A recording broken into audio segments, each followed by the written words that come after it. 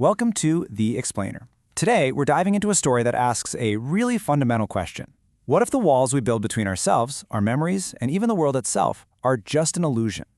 So the whole thing kicks off with this incredibly stark, simple statement. It grounds us right away in a specific place, a room. Seems solid, right? Familiar? But believe me, the author has very different plans for this room.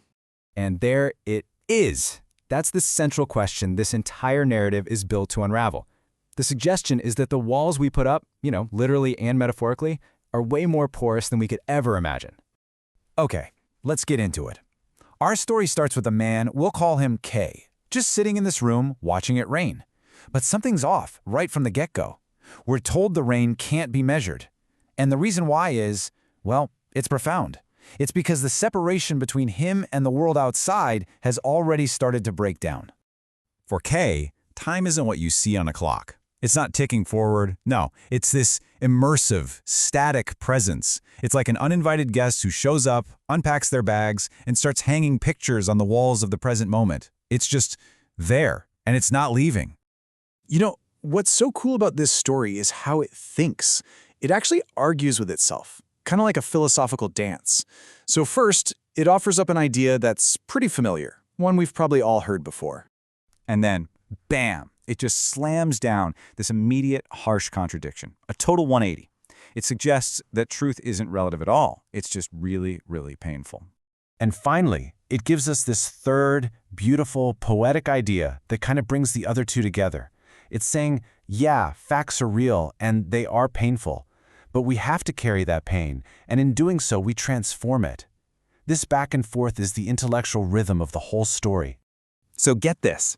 In this room where all the boundaries are literally dissolving, a single, sharp memory of separation just cuts right through. The painful, honest distance in a relationship, it stands out against this whole blurring world around him. So this internal collapse pretty soon becomes an external one. Kay finally gets up and opens the door. And on the other side, there's, well, not nothing. It's more like everything. The rain, the field, his memories, they've all rushed in. That boundary was just a suggestion, and so he steps through. He finds Anna by a river, and she starts walking into the water. The text here is amazing. It breaks down this act of surrender, this dissolution, into these really tangible sensory steps. It's not one big leap. It's a slow, deliberate surrender to the thing that's about to consume her. And this, for me, just brilliantly captures the story's whole idea about love. It's not some passive feeling that just washes over you. No, it's an active choice, a conscious, maybe even illogical, but absolutely necessary decision. Kay sees her go, and he makes the same mistake. He follows her right into that river. Okay, and this is where the narrative just plunges deep. We're in a place that feels like a dream, or maybe death, or something else entirely. We've left the familiar world behind, and now we're exploring the landscape underneath the river. Think about that for a second. The story is suggesting that our deepest desires, our need for escape, they aren't just feelings. They're acts of construction. We are literally the architects of our own inner worlds, building doors to other realities with the sheer force of our wanting. So in this shared dream, they find this incredible tree with golden fruit. And when they eat it, they don't just remember their life together. They experience all of it, all at once, every joy, every sorrow, and the ghostly presence of every choice they didn't make, every timeline they left behind. And all of this leads them to the core dilemma, this huge choice. They're given a really stark option. Go back to the waking world and forget all this, or stay in this beautiful, all-knowing dream and just be completely consumed by it. But here's the twist. The text completely rejects that simple binary choice. The answer isn't one or the other. The answer is to accept the tension of living with both, to be dreaming and waking, returning and remaining, all at the same time. And that idea, that refusal to just pick one thing, leads us right to the central takeaway from this whole incredible journey.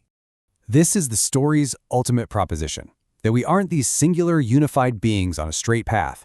We are constantly staying and going, finding and losing, living and dying, all at once. The contradictions aren't a bug in the system, they are the system. So what does this all mean when you boil it down? It means that reality is porous, that we participate in making it. It means time is a state of being we inhabit, that our own minds hold countless timelines, that love is an active choice we make. And maybe most importantly, that embracing all our contradictions isn't a failure, it's the very definition of being human. And so, we leave you with that final thought from the text. It's a total reframing of one of life's most central experiences. It asks us to think about love not as something that just happens to us, but as an act of continuous, conscious navigation, a direction we choose to point ourselves in again and again across all the dissolving boundaries of our lives.